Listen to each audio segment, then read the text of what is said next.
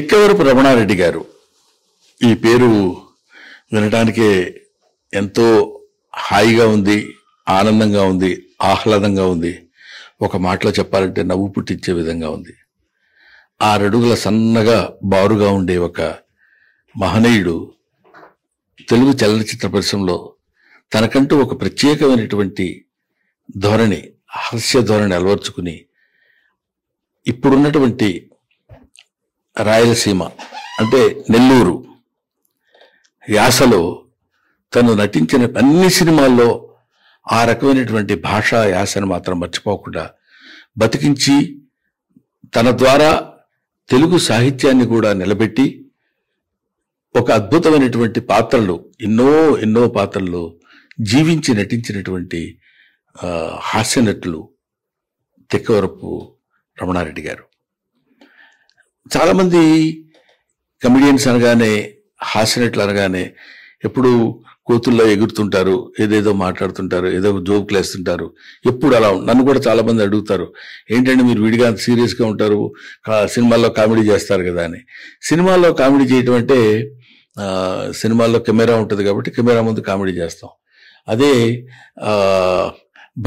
Your husband to your wife, your son to your father, your friend to your friend, your comedian to the camera.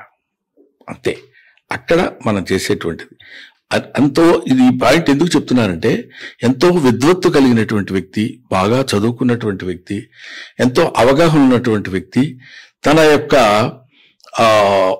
Profession వృత్తి ఎడల గౌరవ ప్రపత్తులు ఉన్నటువంటి వ్యక్తి రమణారెడ్డి గారు. అది మీకు ఎలా తెలుసండి, మీరు ఆయనతో పాటు యాక్ట్ చేశారా అని మీరు అడగొచ్చు. గాంధీ గారి గురించి మనం మాట్లాడుకుంటాం, గాంధీ మన పర్సనల్ ఫ్రెండ్ అయి ఉండాల్సిన అవసరం లేదు. అంతటి మహనీయుడు తెలుగు చలనచిత్ర పరిశ్రమలో ఎంతో గొప్ప ఆదరణ పొందినటువంటి ఒక రాలింగి గారి గురించో, రమణారెడ్డి గారి గురించో, కస్తూరి శివరావు గారి గురించో, లేకపోతే ఒక రాజబాబు గారి గురించో, ఇట్లా ఆదిగా కలిగినటువంటి వాళ్ళ అనేక మంది గురించి మనం మాట్లాడుకుంటాం. వీళ్ళందరూ మనకి పర్సనల్గా తెలిసి ఉండాల్సిన పని లేదు. వాళ్ళ ఖ్యాతి అవన్నీ సహజసిద్ధమైనటువంటి పువ్వులు, వాటి ద్వారా విస్తరించినటువంటి అద్భుతమైనటువంటి సువాసన తెలుగు చలనచిత్ర పరిశ్రమతో నిండి ఉన్నది. కాబట్టి అది ఆస్వాదించిన వాడిగా నేను ఆయన గురించి మాట్లాడేటువంటి అదృష్టం, ఇదేదో మామూలుగా చెప్పేది కాదు, నిజంగా ఆయన గురించి మాట్లాడటం అనేది ఒక హాస్యనటుడిగా నా అదృష్టం కింద నేను భావిస్తూ, అటువంటి వాళ్ళ జీవిత చరిత్రని మనకి అందించాలి అనేటువంటి ఆలోచన, అది అందరికీ తెలియపరచాలి అనే ఆలోచన ఒక యువకుడు మూవీ వాల్యూమ్ యూట్యూబ్ ఛానల్ సృష్టికర్త జలాన్, అతని ద్వారా ఇలాంటి ప్రయత్నాలు జరగడమే చాలా గొప్ప విషయం.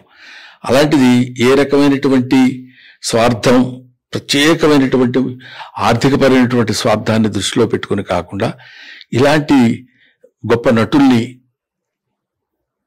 ప్రజలకు పరిచయం చేయాలి, పాఠకులకు పరిచయం చేయాలనే అభిప్రాయంతో అతను ముందుకు రావడం నాకు చాలా ఆనందంగా ఉంది.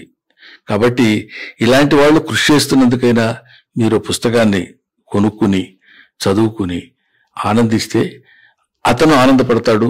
ఇంకా 4 పుస్తకాలు, 4 కళాకారులను బయటికి తీసుకొచ్చేటువంటి ప్రయత్నం చేస్తాడని నేను మనస్ఫూర్తిగా నమ్ముతూ, విశ్వసిస్తూ, నాకంటే అతను చిన్నవాడు కాబట్టి అతన్ని ఆశీర్వదిస్తూ, ఇంకా ఎన్నో పుస్తకాలు అతను రాయాలని, అతని ద్వారా ప్రచురితం కావాలని, ఎంతో మంది కవుల్ని, ముఖ్యంగా ఈ నెల్లూరు వాసి అయినటువంటి ఫయాజ్ గారు ఈ పుస్తకాన్ని రచించాడు.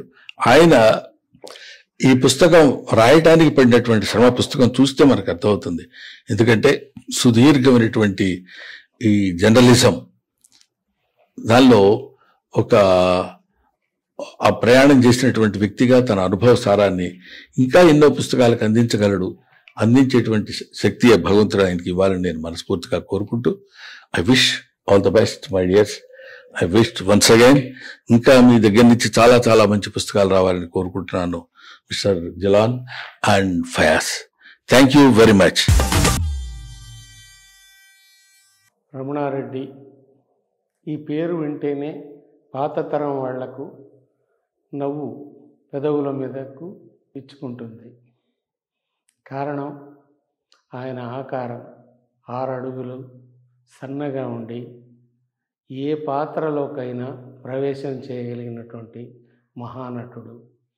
ఆయన హాస్య సన్నివేశాన్నైనా సీరియస్ సన్నివేశాన్నైనా సమపాళ్లలో చేయగలిగినటువంటి సమర్థుడైన నటుడు. నెల్లూరు జిల్లాలో పుట్టి నెల్లూరు యాసకు ప్రాణప్రతిష్ఠ చేసి సాంఘికాలైన జానపదాలైన పౌరాణికాలైన తన యాసను మాత్రం వదిలిపెట్టకుండా దాన్ని బతికించిన ఏకైక వ్యక్తి రమణారెడ్డి. ఆయన గురించి ఒక పుస్తకం రాసే అవకాశం నాకు కలిగింది. ఆ అవకాశాన్ని మూవీ వాల్యూమ్ అధినేత జీలాని నాకు కల్పించారు. ఈ పుస్తకం గొప్ప హాస్య నటుడైనటువంటి డాక్టర్ పద్మశ్రీ బ్రహ్మానందం గారి చేత ఆవిష్కరించబడటం చాలా ఆనందంగా ఉంది. ఇది నెల్లూరు జిల్లా వాసులకే కాదు, యావత్ చిత్ర జగత్తుకు సంతోషాన్ని కలిగించే విషయం. ఆయన బతికింది 53 ఏళ్లే అయినా చాలా అద్భుతమైన సినిమాలు చేశాడు. తనదైన శైలిని చిత్రసీమలో జీవింపజేశాడు. అటువంటి వ్యక్తి యొక్క జీవిత చరిత్రను దొరికినంత మేరకు సమగ్రంగా రాయడానికి నాకు అవకాశం దొరికింది. దీన్ని మీరు చదివి చక్కగా ఆనందిస్తారని, తద్వారా దాని ప్రయోజనం నెరవేరుతుందని నేను ఆశిస్తున్నాను.